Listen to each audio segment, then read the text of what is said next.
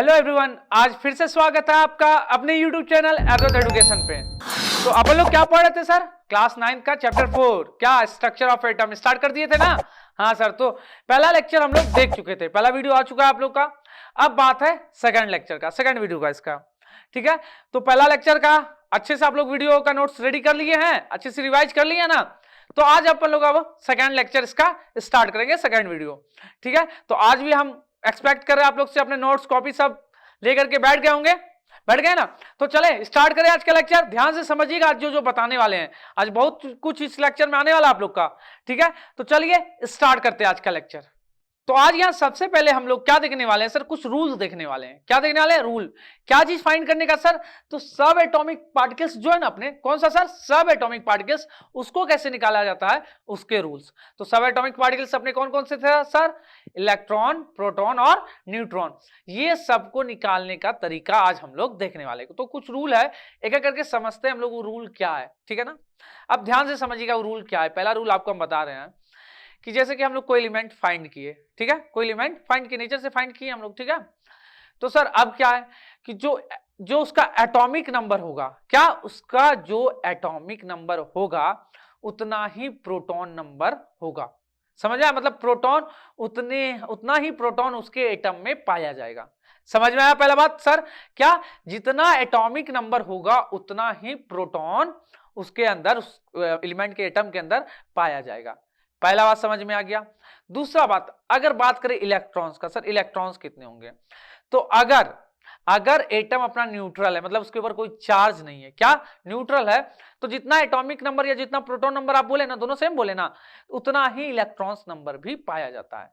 यहां तक बात समझ में आया? क्या सर? जितना आपका एटॉमिक नंबर होगा या तो जितना प्रोटॉन नंबर, किसमें? न्यूट्रल एटम का बात कर रहे हैं, उतना ही क्या होगा अपना सर? इलेक्ट्रॉन्स का भी नंबर। यहां तक बात समझ में आया?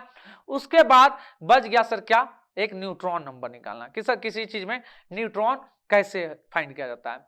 तो अब आपको क्या करना है कि आपको पता है सर सारा मास न्यूक्लियस में होता है, तो जो एटॉमिक मास होगा ना, उसका मास नंबर वो होता है प्रोटॉन प्लस न्यूट्रॉन के मास के बराबर। Proton number plus neutron number के बराबर उसका मास नंबर होगा। तो सर हमको प्रोटॉन नंबर फाइंड है, पता है, मास नंबर हमको पता रखना पड़ेगा। तो वहां से उसको ले जाके उधर सब्ट्रैक्ट कर देंगे तो क्या मिल जाएगा? न्यूट्रॉन नंबर मिल जाएगा। इस तरीके से हम इलेक्ट्रॉन्स नंबर, प्रोटॉन नंबर्स और न्यूट्रॉन्स नंबर निकाल सकते हैं। तो चलिए आइए देखते हैं यहाँ हम एक एक करके सारा रूल्स। तो सबसे पहला रूल अगर बात करिए, क्या दिया sir? The number of proton, neutron and electrons are in atom can be determined from a set of simple rule. Simple rule कौन कौन सा वो सिंपल रूल है सर? एक एक करके वो सिंपल रूल सारा हम लोग देखते हैं। सबसे पहला यहाँ पे सबसे फर्स्ट क्या है sir? The number of proton in the nucleus. Proton आपको पता है कहां रहता है सर? न्यूक्लियस में रहता है। तो number of proton in the nucleus of atom is equal to क्या sir? Atomic number. Atomic number को जेड से प्रेजेंट किया जाता है किसी एटम का। ठीक है ना, जितना एटॉमिक या किसी एलिमेंट्स का जितना एटॉमिक नंबर होता है उतना ही उस एटॉम में क्या पाया जाता है? उसके एटम में सर अपना प्रोटॉन पाया जाता है। समझ में आया? जैसे हम बात करते हैं एक एग्जांपल का कि सर सोडियम का एटॉमिक नंबर कितना होता है सर? 11। सोडियम का एटॉमिक नंबर कितना होता है? 11। तो बताइए कि उसमें उसके एटम में कितने प्रोटॉन पाए जाएंगे? कितने प्रोटॉन? तो एटॉमिक नंबर 11 है ना, तो 11 ही प्रोटॉन पाए जाएंगे। समझ में आया? मैग्नीशियम एटॉमिक नंबर सर 12, तो कितने इलेक्ट्रॉन्स अति प्रोटॉन पाए जाएंगे? 12 प्रोटॉन ही उसके न्यूक्लियस में होंगे एटम के। बात समझ में आया? ओके, यहां तक समझ में आया। अब आगे दूसरा रूल देखते हैं इलेक्ट्रॉन्स के लिए। The number of electrons in a neutral atom, पहले न्यूट्रल एटम का बात कर रहे हैं, इज इक्वल टू क्या sir? Equal to the number of proton. मतलब अगर न्यूट्रल एटम है तो जितना नंबर ऑफ प्रोटॉन है उतना ही क्या होगा? Number of electrons. इसका मतलब जितना एटॉमिक नंबर है उतना ही number of electrons neutral atom में। अच्छा सर चार्ज एटम में क्या होगा? जैसे किसी चीज के ऊपर एक प्लस चार्ज कब आता है? जब उसके अंदर क्या हो, वो क्या करे, एक अपने अंदर से इलेक्ट्रॉन्स किसी और को दे दे। क्या करे? एक इलेक्ट्रॉन्स किसी और को दे दे, तो उसका सर जो एटॉमिक नंबर है ना उसमें एक कम कर दीजिएगा, उतना ही इलेक्ट्रॉन्स नंबर। दो प्लस चार्ज है, मतलब वो दो इलेक्ट्रॉन्स क्या क्या है, अपने अंदर से निकाल दिया है। तो जो एटॉमिक नंबर है उतना इलेक्ट्रॉन्स होता है किसमें, न्यूट्रल में, लेकिन दो इलेक्ट्रॉन्स निकला है तो दो माइनस कर दीजिएगा। यही जब माइनस चार्ज आएगा उसका मतलब क्या था, इलेक्ट्रॉन्स उसके अंदर आया है, क्या हुआ है, इलेक्ट्रॉन्स उसके अंदर आया एटम में। तो सर एक माइनस है तो एक इलेक्ट्रॉन्स अंदर आएगा, तो जो एटॉमिक नंबर है उसमें +1 कर दीजिएगा, उतना ही इलेक्ट्रॉन्स नंबर हो जाएगा। अगर दो माइनस है तो सर दो इलेक्ट्रॉन्स उसमें आया होगा, तो क्या कीजिएगा, +2 कर दीजिएगा, किसमें, एटॉमिक नंबर में या प्रोटॉन नंबर में, तो अपना क्या मिल जाएगा, नंबर ऑफ इलेक्ट्रॉन्स। उसके आगे अगर हम देखें मास नंबर से रिलेट करें, तो mass number of an atom क्या होता है sir, equal to the number of proton and neutron. Mass number proton और न्यूट्रॉन के इक्वल होता है। तो आपको मास नंबर दिया रहेगा और प्रोटॉन नंबर तो आप पता कर ही सकते हो, क्या वो याद कराएंगे अभी हम आप लोग को, 1 से कम 25 तक आपको याद रखना चाहिए एटॉमिक नंबर। तो सर प्रोटॉन नंबर, ठीक है, तो वहां से आपको पता चल जाएगा कि प्रोटॉन नंबर कितना है किसी एलिमेंट का, अगर आपको एटॉमिक नंबर याद है तो, ठीक है। तो सर उसको माइनस कर देंगे तो फिर क्या मिल जाएगा, मेरा न्यूट्रॉन नंबर मिल जाएगा कि नहीं। मास नंबर में किसको माइनस करेंगे, प्रोटॉन नंबर को, न्यूट्रॉन। अगर यहाँ पे न्यूट्रॉन इज इक्वल टू क्या था, difference between the mass number of atom, जिसको m से डिनोट करेंगे, एंड द एटॉमिक नंबर, जिसको z से डिनोट करेंगे।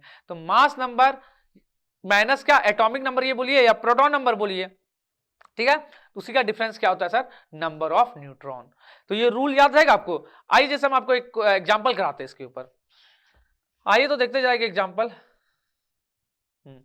एक क्वेश्चन है, ध्यान से समझिएगा क्वेश्चन क्या है, ठीक है ना। क्वेश्चन है कि sir find the number of, क्या सर, फाइंड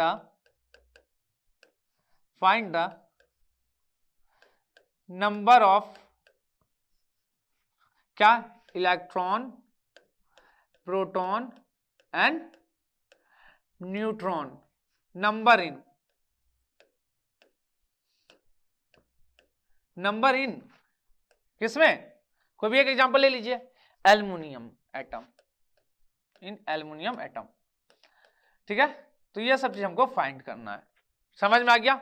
चलिए एक एक करके बात करते हैं कि फाइंड हो पाता है कि नहीं, हम लोग से देखते हैं। तो सबसे पहले हमको याद रखना होगा, ठीक है ना, बुक में दिया हुआ है, आपको याद रखना पड़ेगा।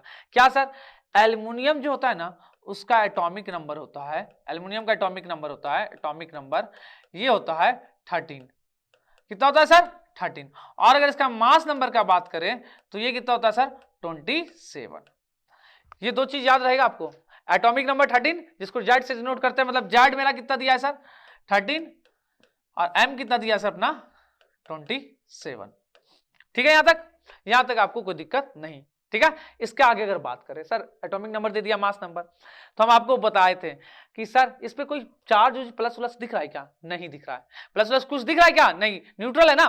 तो सर जो इसका एटॉमिक नंबर होगा वही क्या होगा, नंबर ऑफ इलेक्ट्रॉन्स, वही क्या होगा, नंबर ऑफ इलेक्ट्रॉन्स। तो नंबर ऑफ इलेक्ट्रॉन्स कितना हो जाएगा सर, इसमें नंबर ऑफ इलेक्ट्रॉन्स कितना हो जाएगा, 13 ही हो जाएगा क्या, क्लियर है बात। सर जितना एटॉमिक नंबर होगा वही क्या होगा, नंबर ऑफ इलेक्ट्रॉन्स, अगर एटम न्यूट्रल है तो, और उतना ही क्या होगा, प्रोटॉन नंबर। बताए थे ना एटॉमिक नंबर ही क्या होता है, प्रोटॉन नंबर के बराबर, वो न्यूट्रल रहे या ना रहे, चार्ज रहे कुछ रहे, प्रोटॉन नंबर हमेशा एटॉमिक नंबर के बराबर होगा। लेकिन इलेक्ट्रॉन्स के लिए शर्त है, कब सर वो एटॉमिक नंबर के बराबर होगा, जब वो न्यूट्रल रहे, तभी इलेक्ट्रॉन्स नंबर एटॉमिक नंबर के बराबर होगा। बात समझ में आया यहां तक, ओके सर। तो चलिए देखते हैं, तो यहां नंबर ऑफ प्रोटॉन कितना हो जाएगा, नंबर ऑफ प्रोटॉन, तो सर जितना एटॉमिक नंबर है उतना ही, ठीक है। अब बात करते हैं नंबर ऑफ न्यूट्रॉन कैसे निकलेगा।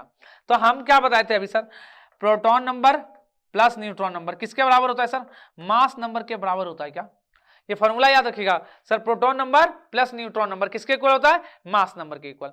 तो बताइए प्रोटॉन नंबर कितना है 13, प्लस न्यूट्रॉन नंबर निकालना है सर, और मास नंबर कितना है इसका 27।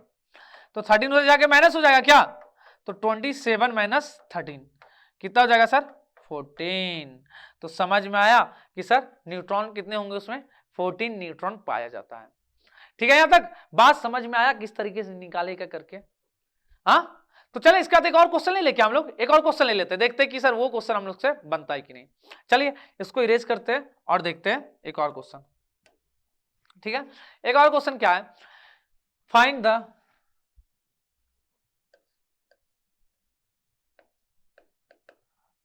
The number of electrons, proton and neutron number in किसमें, इन सोडियम प्लस Na+ में निकालना है हमको। ठीक है यहां तक, ओके। चलिए देखें, बात करें, चलिए बात करते हैं। तो सबसे पहले बताइए कि सोडियम का एटॉमिक नंबर कितना होता है। सर सोडियम का बात कर रहे हैं तो सोडियम का एटॉमिक नंबर होता है मेरा कितना, 11। कितना होता है सर, 11। और इसका मास नंबर कितना होता है सर, मास नंबर होता है इसका 23। ये दो चीज हमको याद होना चाहिए, तभी क्वेश्चन बनेगा। तो ये दो चीज आज जाकर के आप लोग याद कर लीजिए, आपका ड्यूटी है यही। क्या सर, मास नंबर और एटॉमिक नंबर याद करना, तो ये आपका ड्यूटी है, आपको याद करना होगा। तो सर ये हो गया। अब बताइए, सबसे पहला चीज इतना तो हमको पता है कि प्रोटॉन नंबर हमेशा किसके इक्वल होता है सर, एटॉमिक नंबर के। तो प्रोटॉन नंबर यहां से कितना हो जाएगा सर, प्रोटॉन नंबर ये कितना हो जाएगा सर, सर 11 ही हो जाएगा। कितना हो जाएगा, 11 ही। अब बताइए क्या ये न्यूट्रल है क्या, नहीं है। तो सर अगर न्यूट्रल रहता तो इलेक्ट्रॉन्स कितने होते हैं, इलेक्ट्रॉन्स भी 11 ही होते हैं। एटॉमिक नंबर 11 है तो 11 ही होते हैं इलेक्ट्रॉन्स भी, अगर ये न्यूट्रल रहता तो। लेकिन सर ये न्यूट्रल है नहीं, इसका मतलब क्या है, +1 चार्ज है। +1 चार्ज कब आता है, जब वो एक इलेक्ट्रॉन छोड़ देता है। क्या करता है, एक इलेक्ट्रॉन छोड़ देता है। ओरिजिनल में इसके पास होना था 11, लेकिन ये इलेक्ट्रॉन क्या किया, +1 आता है कब, जब एक इलेक्ट्रॉन छोड़ता है। तो एक इलेक्ट्रॉन छोड़ दिया तो उसके पास कितने इलेक्ट्रॉन बचे होंगे, 10 ना। तो यहाँ पे नंबर ऑफ इलेक्ट्रॉन्स कितना हो जाएगा, number of electron equal to कितना, 10। यहां तक बात समझ में आया, नंबर ऑफ इलेक्ट्रॉन्स कितना, 10। यहां तक समझ में आ गया। अब बात करते हैं नंबर ऑफ न्यूट्रॉन के लिए। तो नंबर ऑफ न्यूट्रॉन जब भी बोले तो ये फॉर्मूला पे आ गया, proton plus neutron equal to mass number. Proton कितना है सर, 11। न्यूट्रॉन निकालना है सर, मास नंबर 23। तो यहां से न्यूट्रॉन कितना जाएगा, 23 माइनस 11, तो कितना आ गया सर, 12। कितना आ गया, 12। अब समझ में आया। अगर इस तरीके से थोड़ा सा क्वेश्चन बाहरी करेगा तो कैसे हमको जवाब देना है, कर लीजिएगा, चलिए कर लीजिएगा। अब इसके अलावा अगर हमें कुछ और तरीके से क्वेश्चन को अगर थोड़ा सा नया मॉडिफाई करके पूछना चाहें तो किस तरीके से पूछ सकते हैं, देखते हैं कुछ एक मॉडिफाई करके क्वेश्चन।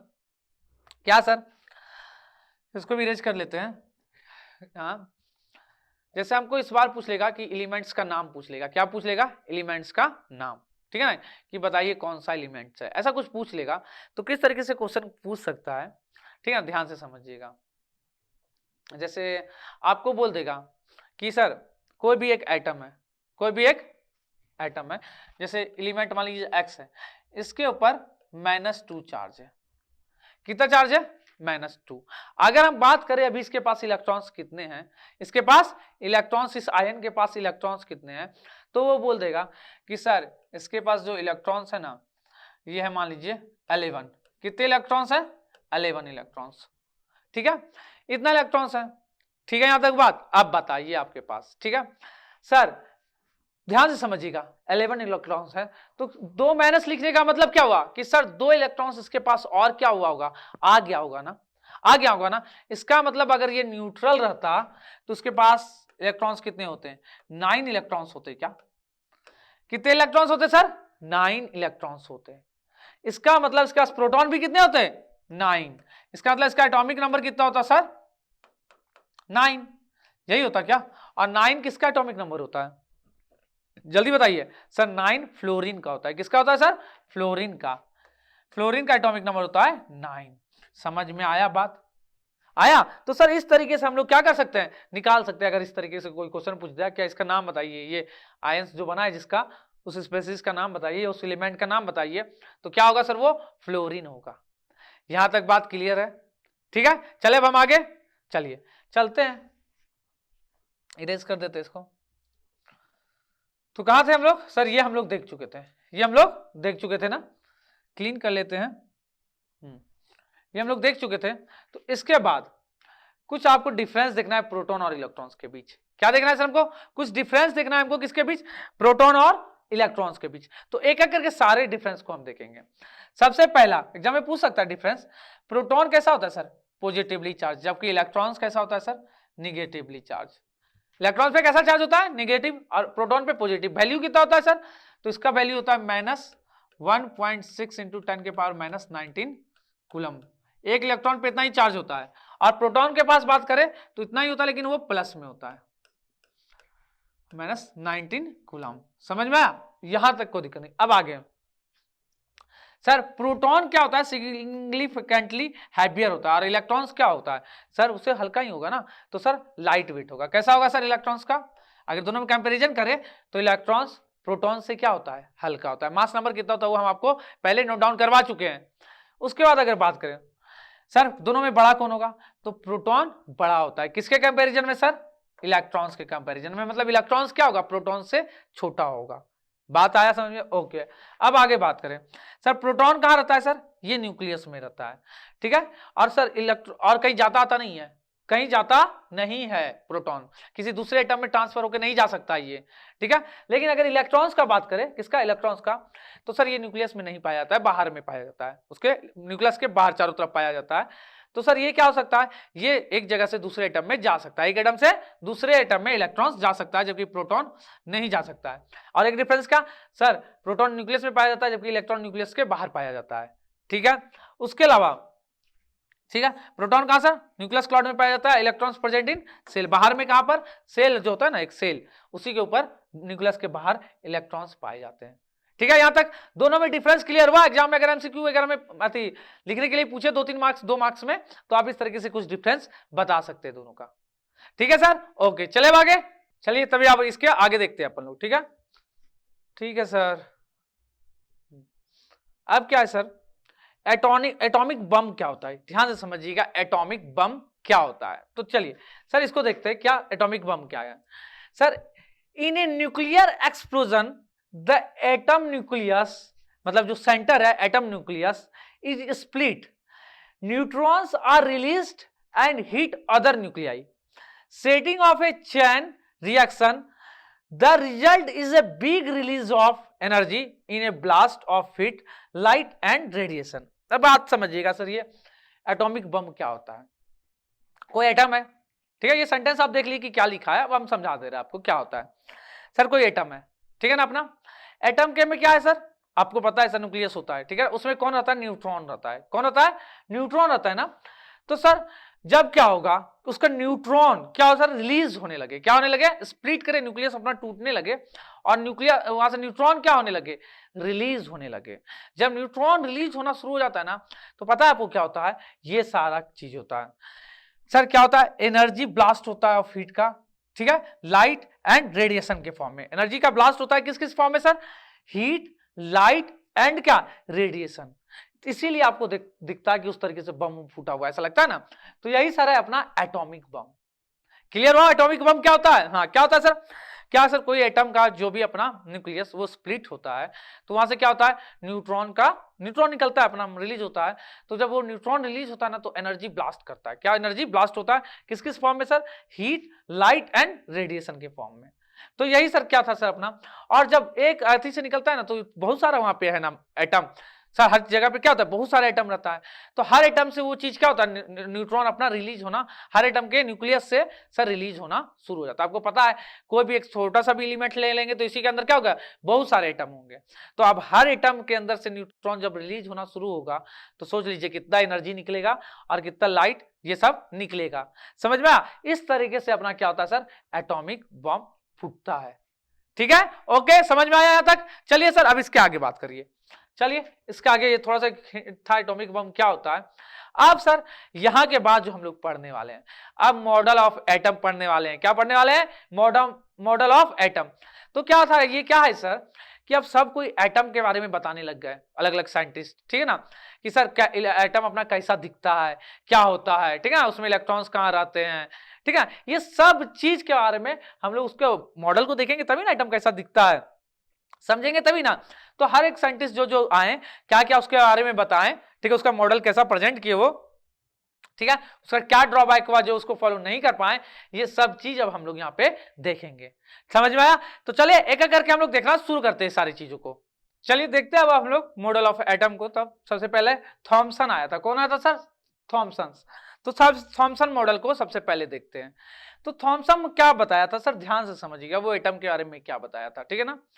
वो बताया ना कि जो अपना एटम होता है ना, उसका ये बाहर वाला, जो बाहर वाला लेयर होता है ना, बाहर वाला लेयर, ठीक है, ये एक स्पेयर टाइप का होता है जिसपे सारा पॉजिटिव चार्ज वहां होता है। जो प्रोटॉन पॉजिटिव चार्ज प्रोटॉन पे पाया जाता है ना, तो सारा कहां पॉजिटिव चार्ज होता है, ये बाहर में। और इलेक्ट्रॉन्स जो है ना, ये अंदर में इस तरह से बिखरा बिखरा हुआ रहेगा, इलेक्ट्रॉन्स। समझा? इसका मतलब वो थॉमसन बताया कि atom to be similar to that of Christmas pudding of watermelon, ठीक है ना। और वाटरमेलन क्या सर, हम लोग जैसे वाटरमेलन देखे हो, देखो कैसा होता है वाटरमेलन, काटो बीच से, तो सर लाल लाल अंदर उसके बीच में बीज उसका रहता है ना, ब्लैक ब्लैक कलर का, रेड रेड के बीच बीच में, तो उसी तरीके से ये रहता है। या क्रिसमस पुडिंग देखे हो आप लोग, कैसा होता है सर, क्रिसमस ट्री पे थोड़ा थोड़ा दाना दाना दाना दाना हर जगह रहता है ना, इसी तरीके से हर जगह इलेक्ट्रॉन्स बिखरा हुआ रहता है। ये तो बता दिया। फिर अदर साइंटिस्ट लोग जब इसके बारे में और से अच्छे से इस पे वर्क करने लग गए, तो वो लोग पाए कि इसका जो ये था ना, वो हर जगह वर्क नहीं कर पा रहा था, यही इसका ड्रॉबैक आ गया। तब तो क्या आ गया, ड्रॉबैक। तो इसके बाद कुछ नया आने का पारी आया, नया आने का पारी आया, तो उसके बाद आए कौन, रदरफोर्ड। कौन आए, रदरफोर्ड।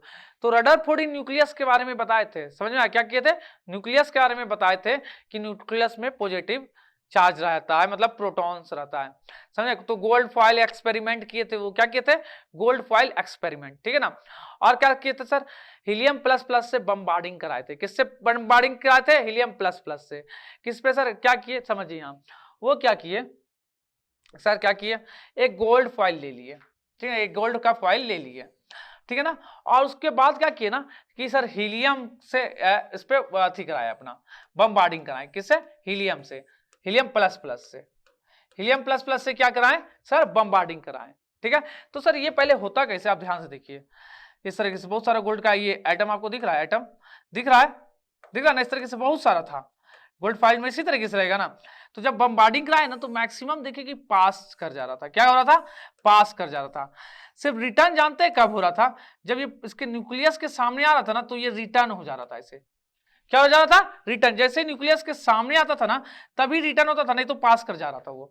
जैसे इसके सामने आया ना, न्यूक्लियस के सामने इसका, तो रिटर्न करेगा, और ऐसे क्या होगा, आइटम से पास कर जाता था वो, समझा। तो यही गोल्ड फॉइल एक्सपेरिमेंट वो किए थे, जिससे ये पता चला उसको कि हीलियम प्लस प्लस मतलब पॉजिटिव आयन वाला चीज लिए ना, तो वाजिब बात है कुछ यहाँ पे प्लस वाला होगा, तभी वो रिपेल होकर के वापस लौट आया, समझा।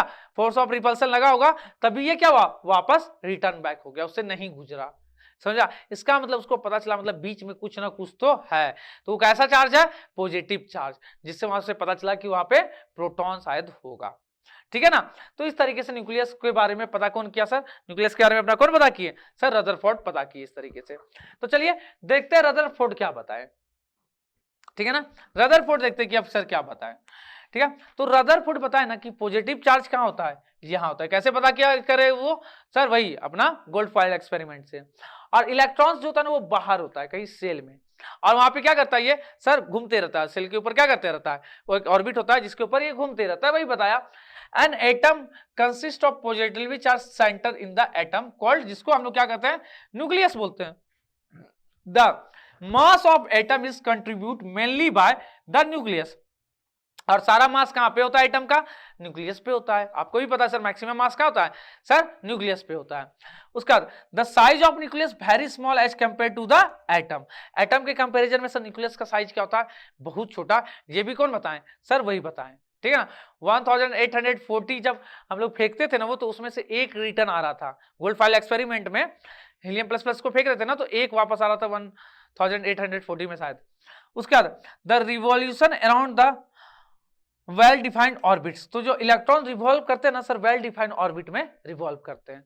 तो फिर सर इसका ड्रॉबैक कहाँ आया, ठीक है, ये दिख रहा है ऑर्बिट, ये है आपका ऑर्बिट, ठीक है ना। इसी पे क्या करेंगे, वो घूमेंगे इलेक्ट्रॉन्स। तो सर तो इसका ड्रॉबैक क्या आया, तो ड्रॉबैक क्या आया, क्या वो घूम रहा है, तो घूमेगा कोई भी चीज, तो एनर्जी रिलीज होगा कि नहीं होगा, एनर्जी रिलीज होगा। तो जब एनर्जी रिलीज होगा, तो बताओ बाद में वो क्या होगा सर, वो थक जाएगा, एनर्जी खत्म होगा तो क्या होगा, थक जाएगा, फिर घूम पाएगा क्या, नहीं। तो वो आगे कहाँ गिर जाएगा, न्यूक्लियस में गिर जाना चाहिए था। और अगर न्यूक्लियस में गिरा, तो सर एटम क्या हो जाएगा अपना, अनस्टेबल हो जाएगा ना, क्या हो जाएगा, अनस्टेबल। जबकि एटम क्या होता है, स्टेबल होता है, स्टेबल होता है। तो वही जो रिवॉल्यूशन उसका था ना ऑर्बिट में, इसी चीज को वो अच्छे से एक्सप्लेन नहीं कर पाया। समझ में आया रदरफोर्ड। तो इसी के बाद बोर आए। तो सर आइए देख लेते, नहीं कर पाए थे, इसका ड्रॉबैक देख लेते हैं हम लोग। सर रदरफोर्ड का ड्रॉबैक क्या है, ध्यान से देखिए। Any particle in a circular orbit would undergoes the acceleration and during acceleration the charge particle would radiate energy. Acceleration आ जाएगा, घूमेगा तो होगा ना, एक्सेलरेशन आएगा, तो जिससे क्या होगा सर, वो चार्ज पार्टिकल क्या करेगा, रेडिएट करेगा energy. So the revolving electron would lose energy and fall into the nucleus and atom would be unstable, जिससे एटम क्या हो जाएगा सर, अपना अनस्टेबल हो जाएगा, आ जाकर न्यूक्लियस में गिर जाएगा, यही ना। तो सर जबकि एटम होता क्या, हम लोग को क्या पता है, स्टेबल। स्टेबल मतलब क्या अपने आप गायब हो जाता है क्या एटम, हाँ कुछ हो जाता है क्या अपने आप एटम में, नहीं ना, वो जैसा है वैसे का वैसे रहता है ना। तो सर यही ड्रॉबैक था रदरफोर्ड का। तो अब आए कौन सर, इसके बाद अपना बोर आए। तो बोर क्या बताएं, बोर वही कि सर जैसे वो घूम रहा था ना, उसी को वो थोड़ा सा अच्छे से एक्सप्लेन कर दिए कि कैसे घूमता है।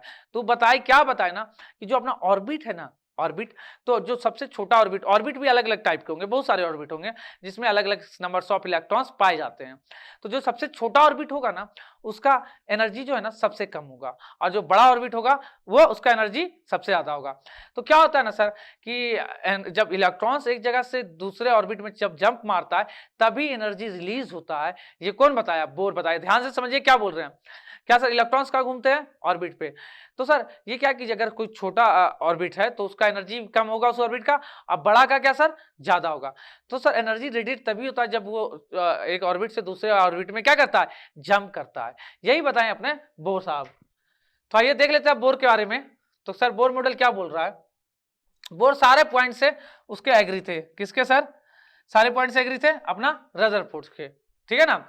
Regarding the revolution of electrons, क्या सर, रिवॉल्यूशन ऑफ इलेक्ट्रॉन्स को छोड़ करके सबके बारे में एग्री थे। तो वो बताइए क्या sir, for which is added the only certain orbit known as discrete orbit. कुछ ही ऑर्बिट है जिसको हम लोग क्या करते हैं, डिस्क्रीट ऑर्बिट, जो एटम के अंदर पाए जाते हैं इनसाइड, समझे। उसी में क्या होता है, इलेक्ट्रॉन्स रिवॉल्व करते हैं, उसी में क्या होता है, इलेक्ट्रॉन्स रिवॉल्व करते हैं, समझ में। और जितना छोटा ऑर्बिट्स होगा उसका एनर्जी क्या होगा सर, उतना ही कम होगा, और एनर्जी ऐसे रेडिएट अपना नहीं होता है, एनर्जी अपना जो डिस्क्रीट ऑर्बिट है ना उसमें से रिलीज नहीं, रेडिएट एनर्जी नहीं होता है, समझा।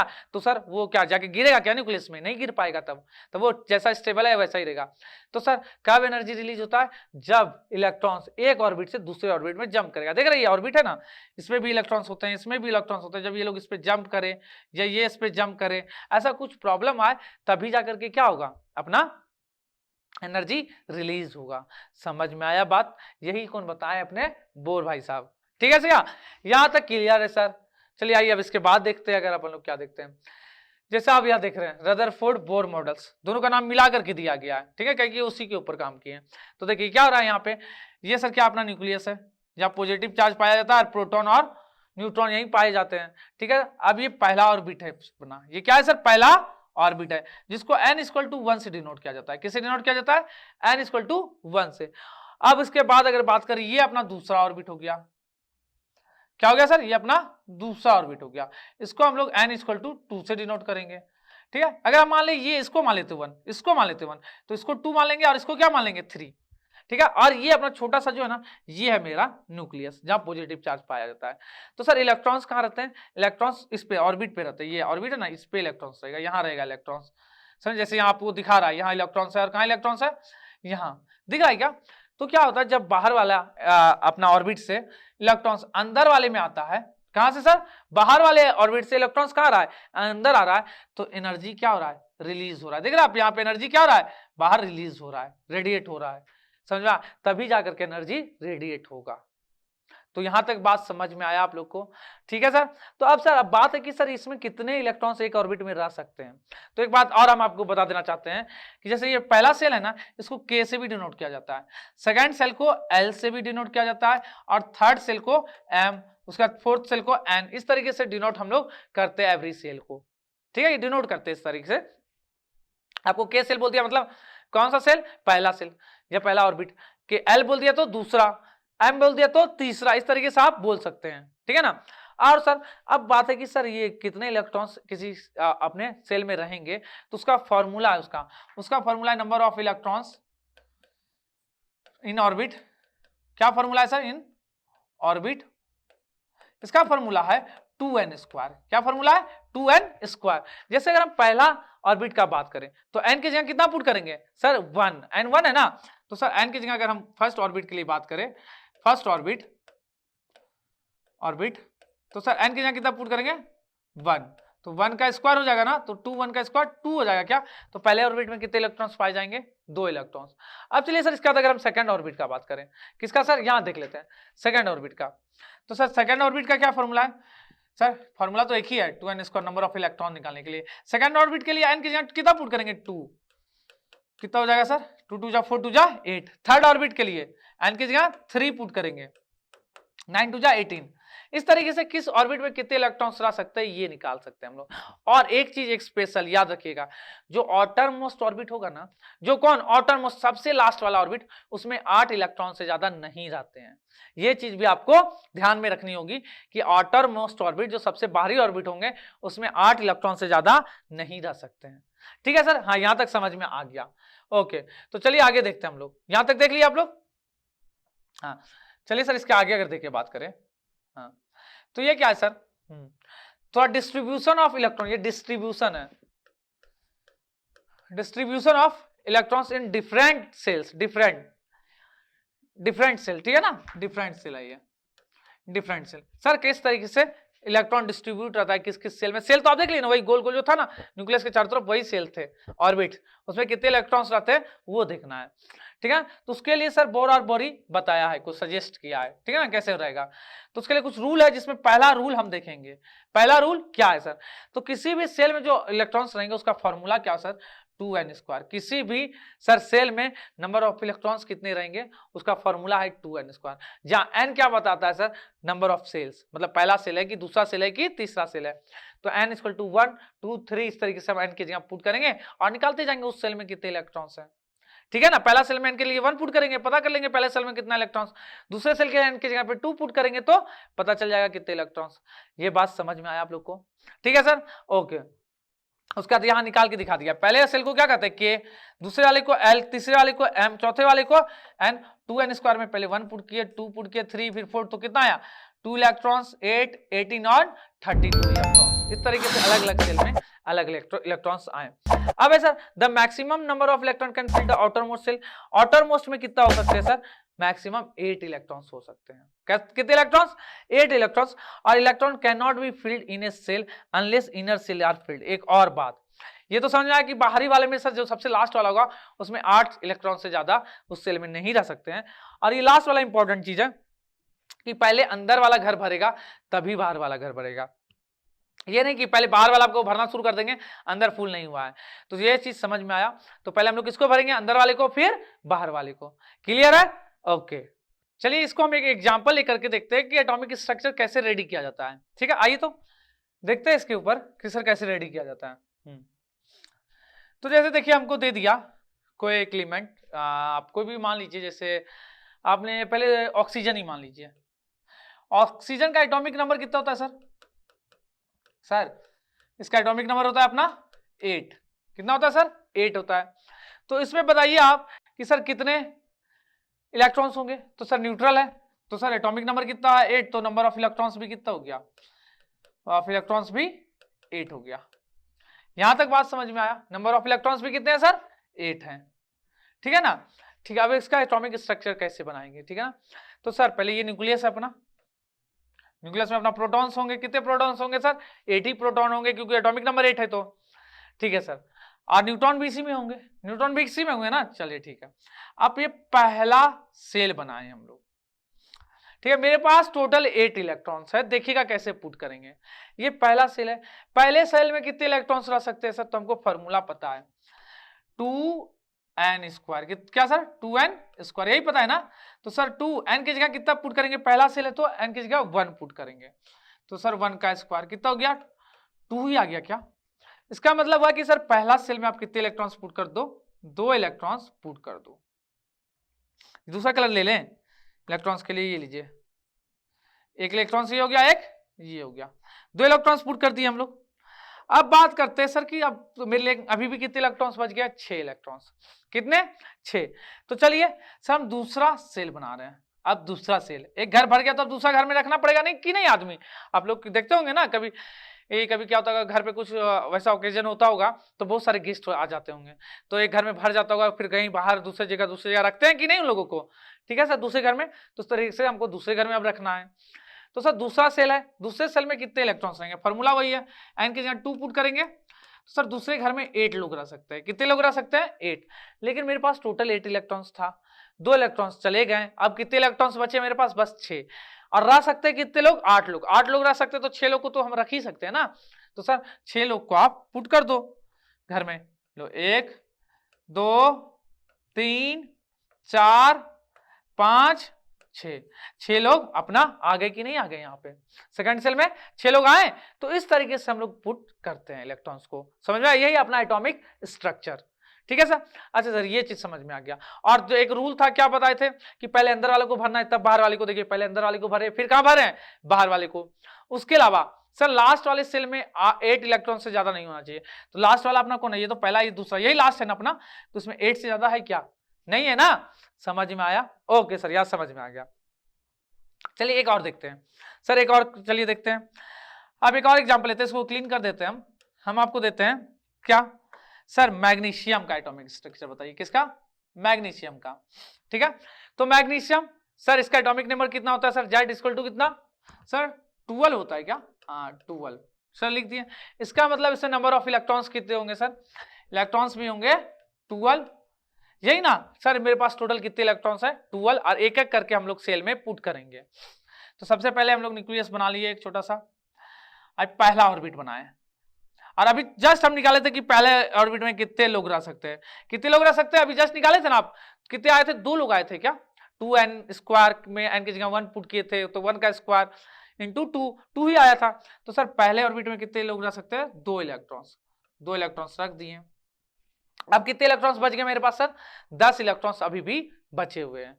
टोटल मेरे पास 12 था, 2 इलेक्ट्रॉन्स रख दिए घर में, अब 10 इलेक्ट्रॉन्स अभी भी और बचे हुए हैं। तो चलिए आते हैं हम लोग दूसरा सेल बनाते हैं। क्या करते हैं सर, दूसरा सेल बना लिए, सेकंड सेल।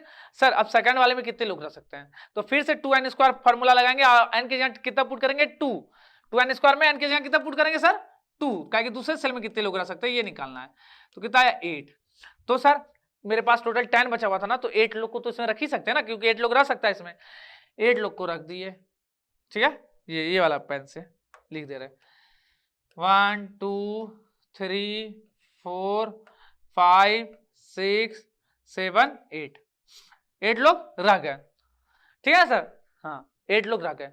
अभी भी अपना टोटल कितने लोग भर गए, 8 to 10, अभी भी 2 लोग क्या है बाकी है ना, तो अब एक और नया घर बनाना पड़ेगा, क्या, कौन सा घर सर, थर्ड वाला, थर्ड सेल हमको बनाना पड़ेगा। बना दिए, चलिए अब बताइए तो सर थर्ड सेल में कैसे रखेंगे इलेक्ट्रॉन्स को। तो पहले थर्ड सेल में रह कितने सकते लोग, तो n की जगह 3 पुट करेंगे, कितना क्या 18, 3 का स्क्वायर 9 2 18, तो सर थर्ड सेल में 18 लोग रह सकते हैं। लेकिन मेरे पास बचाए कितने लोग बस रहने के लिए, 2 ही लोग बचाए ना, क्योंकि 8 और 2 10 लोग तो रह चुके हैं, टोटल 12 इलेक्ट्रॉन्स थे, 12 इलेक्ट्रॉन्स में 10 इलेक्ट्रॉन्स रह चुके हैं, बस बचाए 2 इलेक्ट्रॉन्स। तो 2 इलेक्ट्रॉन्स को किस में रख देंगे, लास्ट वाले में, तो लास्ट वाले में दोनों इलेक्ट्रॉन्स को आप पुट कर दीजिए कहीं भी, एक यहाँ पुट कर दे रहे हैं, एक यहाँ पुट कर दे रहे हैं, पुट कर दिए। तो आप बताइए 12 इलेक्ट्रॉन हो गया, तो पहले हम अंदर भरे, फिर एक करके बाहर तक तरफ गए ना। और दूसरा चीज क्या सर, हमको पता है कि लास्ट वाले में 8 से ज्यादा नहीं होना चाहिए, तो लास्ट वाले में 8 से ज्यादा दिख रहा है क्या आपको, नहीं दिख रहा होगा। तो इस तरीके से हम लोग एटॉमिक स्ट्रक्चर ड्रॉ कर सकते हैं, ठीक है। चलिए एक और देख लेते हैं, किसका सर, अपना बताइए किसका देख ले सर, हम लोग देख लेते हैं क्लोरीन का, एक क्लोरीन का देख लेते हैं लास्ट। क्लोरीन एटॉमिक नंबर कितना होता है सर, 17, क्लोरीन का एटॉमिक नंबर कितना, 17, इसका मतलब इसमें सर इलेक्ट्रॉन्स कितने होंगे, 17 इलेक्ट्रॉन्स होंगे, यही ना। तो सर चलिए बनाइए इसका स्ट्रक्चर। तो पहले सर हम लोग तो इसमें इलेक्ट्रॉन्स कितने होंगे सर, इलेक्ट्रॉन्स भी 17 होंगे। तो पहले न्यूक्लियस बना लिए, पहला घर ड्रॉ कर लिए। पहले घर में कितने लोग रह सकते हैं सर, 2 लोग, फॉर्मूला आप तो रटा जाना चाहिए, 2n स्क्वायर n की जगह 1, तो पहले घर में 2 लोग। चलिए फिर आप दूसरा घर बनाएंगे सर, दूसरा घर बना रहे हैं, दूसरे घर में कितने लोग रह सकते हैं, 2n स्क्वायर फॉर्मूला से निकाल सकते हैं, 8 लोग। सर 8 लोग को पुट कीजिए,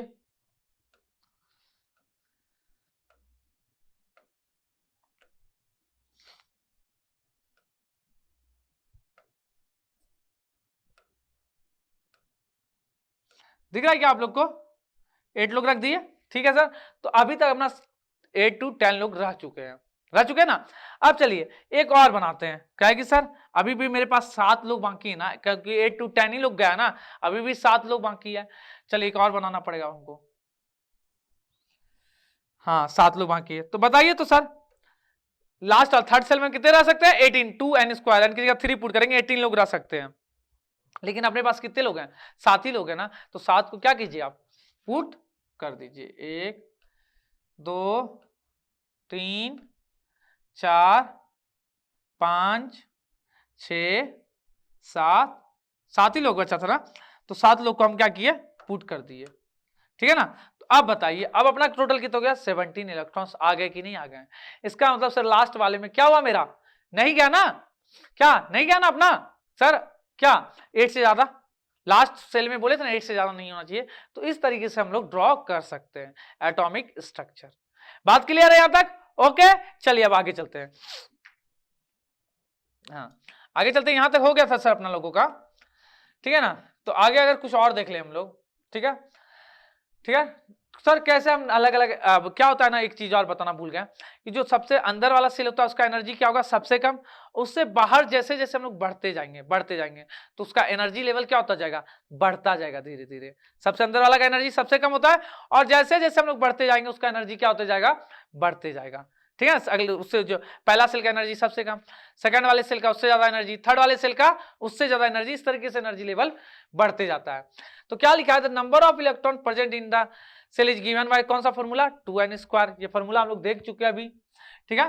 2n स्क्वायर, n की जगह क्या पुट करेंगे? 1 2 3, ठीक है। जिससे हम लोग को क्या निकलेगा सर किसी सेल में मैक्सिमम कितने इलेक्ट्रॉन्स रह सकते हैं। तो जैसे हम निकाल के देख सकते हैं सर, पहले सेल में तो निकालेंगे तो क्या सर, पहले सेल को फर्स्ट ऑर्बिट को सेल बोलिए, ऑर्बिट का ये के सेल, तो सर 2n स्क्वायर लगाएंगे फॉर्मूला, ठीक है ना। तो ये 1 का स्क्वायर है, आप 12 मत समझ लीजिएगा, तो 2 आएगा। सेकंड सेल में क्या करेंगे? 2 का स्क्वायर लगाएंगे तो 8 आएगा। थर्ड में इसी तरीके से 3 का स्क्वायर लगाएंगे तो 18 आएगा। 4 का स्क्वायर लगाएंगे तो 32 आएगा। इस तरीके से हम लोग निकाल सकते हैं। आउटर मोस्ट में मैक्सिमम कितने रह सकते हैं सर? 8, यही ना, ठीक है। तो फर्स्ट 18 एलिमेंट का किस तरीके से कुछ सिंबल्स वगैरह क्या है वो चीज हम आपको प्रेजेंट करते हैं, जो चीज आपको याद रखना है, ठीक है। उसका एटॉमिक नंबर कितना होता है, चलिए आइए देखते हैं। हाँ तो देख लीजिए, सबसे पहला है अपना क्या सर? हाइड्रोजन। क्या है? हाइड्रोजन। हाइड्रोजन का एटॉमिक सिंबल H होता है, जिसका एटॉमिक नंबर 1 होता है। याद रहेगा ये बात, ठीक है सर। एटॉमिक नंबर 1 है तो इसका मतलब क्या? एटॉमिक नंबर 1 है, उसका मतलब क्या कि सर उसमें प्रोटॉन कितने होंगे? 1, और इलेक्ट्रॉन भी कितना? 1। देखिए प्रोटॉन भी 1 और इलेक्ट्रॉन भी कितना? 1। इसमें न्यूट्रॉन नहीं होते हैं, ठीक है, न्यूट्रॉन नहीं होता है। उसी तरीके से हीलियम है, एटॉमिक नंबर इसका कितना होता है सर? 2 होता है, याद रखना है। Lithium, atomic number 3 beryllium, atomic number 4 boron, atomic number 5 carbon, atomic number 6 nitrogen, atomic number 7 oxygen, atomic number 8 fluorine, atomic number 9, ठीक है, उसका neon, atomic number 10 sodium, atomic number 11 sodium magnesium, atomic number 12 aluminium, atomic number 13, ठीक है ना, silicon, उसका phosphorus, sulphur, chlorine, argon, ठीक है, potassium, calcium. इस तरीके से 20 लोग हैं अपने, या 18 तक ही है तो आर्गन तक अपने को देखना है। तो सर अब हर किसी में कितने होंगे? प्रोटॉन जितना उसका एटॉमिक नंबर है, 18 तक तो 18 सर। उसी तरीके से इलेक्ट्रॉन्स भी कितने होंगे सर? जितना एटॉमिक नंबर है उतना ही। अब सर इलेक्ट्रॉन्स को फिल करना है, फिल करना है तो सर एक एक करके KLMN सेल में कितने कितने जाएंगे उस तरीके से फिल करते जाएंगे, ठीक है ना। अब एक चीज आपको दिख रहा है कि सर वैलेंसी, वैलेंसी क्या होता है? ध्यान से समझिए सर, वैलेंसी क्या होता है, ठीक है। तो वैलेंसी क्या होता है ना कि आउटर मोस्ट सेल में जो ना हम लोग 8 कंप्लीट करने के लिए, कितना कंप्लीट करने के लिए? 8 कंप्लीट करने के लिए कितने इलेक्ट्रॉन्स ले या कितने इलेक्ट्रॉन्स छोड़े, उसी को वैलेंसी बोला जाता है। उसी को क्या कहा जाता है? एक होता है वैलेंस इलेक्ट्रॉन्स और एक होता है वैलेंसी, दोनों में डिफरेंस है, बात समझिएगा। जैसे आइए हम समझाते हैं आपको, ठीक है, आइए समझाते हैं। जैसे हम क्लोरीन का बनाए थे अभी एटॉमिक स्ट्रक्चर, ठीक है ना। अगर हमसे यहां से पूछे कि वैलेंस इलेक्ट्रॉन्स कितने हैं, क्या पूछ ले सर? यार वैलेंस इलेक्ट्रॉन्स कितने हैं, ठीक है। तो वैलेंस इलेक्ट्रॉन्स का मतलब होता है, वैलेंस इलेक्ट्रॉन्स का मतलब होता है कि आउटर मोस्ट इलेक्ट्रॉन्स, क्या कि आउटर मोस्ट सेल में कितने इलेक्ट्रॉन्स हैं। तो आउटर मोस्ट सेल में आपको यहाँ कितने इलेक्ट्रॉन्स दिख रहे हैं, 7 इलेक्ट्रॉन्स दिख रहे हैं क्या। तो सर वैलेंस इलेक्ट्रॉन्स कितने हो जाएंगे, 7। क्लियर हुआ। और अगर यहाँ वैलेंसी पूछ ले, क्या पूछ ले, वैलेंसी, तो वैलेंसी कितना होगा, तो ध्यान से समझिए वैलेंसी कितना होगा। हम कोशिश करते हैं कि आउटर मोस्ट सेल में 8 इलेक्ट्रॉन्स पुर जाए। कितना पुर जाए, 8। तो 8 दो ही तरीके से पुर सकता है, ठीक है ना, कि सर यहाँ पे 1 इलेक्ट्रॉन्स ले लीजिए कहीं बाहर से, 1 इलेक्ट्रॉन्स क्या कीजिए, ले लीजिए, या फिर क्या कीजिए आप ये 7 को फेंक दीजिए, और तो बचो अंदर में 8 बचेगा कि नहीं बचेगा, ये 7 को क्या कीजिए फेंक दीजिए, या तो 1 इलेक्ट्रॉन्स ले लीजिए तो 8 पूरेगा। तो ज्यादा इजी काम क्या है, 7 इलेक्ट्रॉन्स फेंकना कि 1 इलेक्ट्रॉन्स लेना, तो सर ज्यादा इजी काम है 1 इलेक्ट्रॉन्स लेना, इसलिए इसका वैलेंसी हो जाएगा -1, साइन के साथ बोले तो -1। समझ में आया। जैसे एक बात करते हैं सोडियम का, सोडियम, ठीक है ना सर, सोडियम का अगर बात करें तो एटॉमिक नंबर 11 होता है, कितना होता है 11, और इसमें सर नंबर ऑफ इलेक्ट्रॉन्स भी कितने होंगे तब 11 होंगे ना। चलिए इसका अगर हम लोग एटॉमिक स्ट्रक्चर बनाए तो सर इलेक्ट्रॉन्स 11, पहले सेल में 2 लोग रह सकते हैं ना, कितने लोग सर, 2 लोग, 2 लोग, ठीक है। चलिए अब बात करते हैं दूसरे सेल का, दूसरा सेल बनाए, इसमें कितने लोग रह सकते हैं सर, इसमें रह सकते हैं अपने सर 1 2 3 4 5 6 7 8 लोग, 8 लोग रख सकते हैं, 10 लोग रखा गया। अब बच गया 1 इलेक्ट्रॉन्स और सोडियम के पास, क्योंकि उसके पास टोटल 11 इलेक्ट्रॉन्स था, तो उसको कहां रख देंगे, लास्ट वाले में, कहां रख देंगे सर, एक और सेल बनाएंगे उसमें रखेंगे, यही ना, लीजिए रख दिए, ठीक है। अब अगर बात करेंगे यहाँ के आउटर मोस्ट इलेक्ट्रॉन्स कितने होंगे, तो सर आउटर मोस्ट सेल में कितने इलेक्ट्रॉन्स दिख रहे हैं आपको, 1 इलेक्ट्रॉन्स दिख रहे हैं क्या, तो आउटर मोस्ट सेल में 1 इलेक्ट्रॉन्स दिख रहे हैं, तो सर इसका क्या हो जाएगा अपना, इसका हो जाएगा आपका क्या सर, कि वैलेंस इलेक्ट्रॉन्स कितना हो जाएंगे, 1, वैलेंस इलेक्ट्रॉन कितने हो जाएंगे यहाँ का, 1 हो जाएंगे। समझ में आया बात, तो सर वैलेंस इलेक्ट्रॉन 1 हो गया। और अगर वैलेंसी का बात करें, वैलेंसी का, तो सर यहाँ आउटर मोस्ट में 8 पूरा करने के लिए क्या करना पड़ेगा, 7 इलेक्ट्रॉन्स और लाना होगा कहीं से, क्या करना होगा, 7 इलेक्ट्रॉन्स लाना होगा, या तो क्या करे 1 इलेक्ट्रॉन्स छोड़ दे, तो अंदर वाला पूरा फुल फिल्ड है कि नहीं, अंदर वाला पूरा फुल फिल्ड है कि नहीं, हाँ सर है, तो क्या करो ज्यादा ये 1 छोड़ दो, 7 क्यों लोगे किसी से कर्ज, तो 1 छोड़ देंगे, तो उसका वैलेंसी कितना हो जाएगा सर, +1, कितना हो जाएगा सर, +1।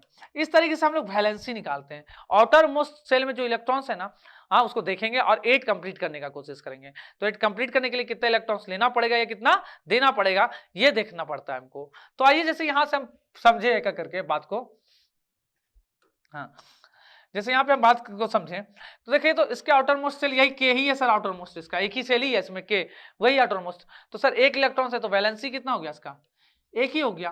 कैसे सर, अब पहला वाला सेल में तो 2 ही कंप्लीट करना रहता है ना हमको, कितना कंप्लीट करना रहता है 2, तो सर 1 इलेक्ट्रॉन है तो और कितना चाहिए, 1 ही चाहिए ना। चलिए अब बात करते हैं हीलियम का।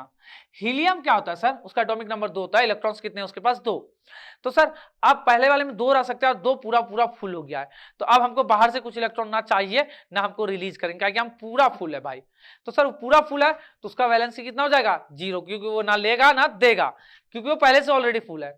अब चलिए लिथियम का बात करें, तो सर इसका कितना है सर, पहले सेल में 2 और दूसरे सेल में कितने इलेक्ट्रॉन चले गए, 1, क्यों सर 3 एटॉमिक नंबर है, पहले सेल में 2 ही लोग रह सकते हैं, तो 2, 1 को कहां रखना पड़ेगा, अगले वाले सेल में, तो अगले वाले सेल में 1 रख दिए।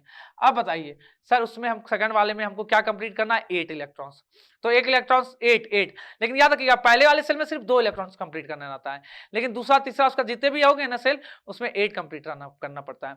तो सर 8 कंप्लीट करने के लिए इसको कितने इलेक्ट्रॉन्स चाहिए, 7 चाहिए ना, तो 7 लेना ज्यादा ईजी है कि 1 छोड़ देना, जिससे उसका पहले वाला क्या फुलफिल है, तो सर 1 छोड़ दो, तो इसीलिए इसका वैलेंसी +1 हो जाएगा।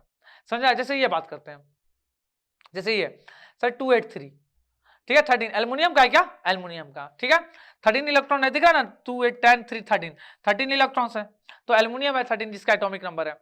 तो सर लास्ट में कितने इलेक्ट्रॉन दिख रहे हैं 3, लेकिन हमको 8 कंप्लीट करना है, तो सर 5 लेना पड़ेगा किसी से, क्या करना पड़ेगा 5 लेना, या तो ये 3 छोड़ दे, तो अंदर में क्या 8 है कि नहीं है ऑलरेडी, तो सर इससे बढ़िया है 5 लेना, ज्यादा मुश्किल है ना 5, उससे बढ़िया 3 छोड़ दो, आसानी से छूट जाएगा। तो सर कम छोड़ना ज्यादा इजी होता है ना, ज्यादा लेने के कंपेरिजन में, तो सर 3 छोड़ देंगे, तो सर इसका वैलेंसी कितना होगा +3 होगा। बात समझ में आया यहां तक।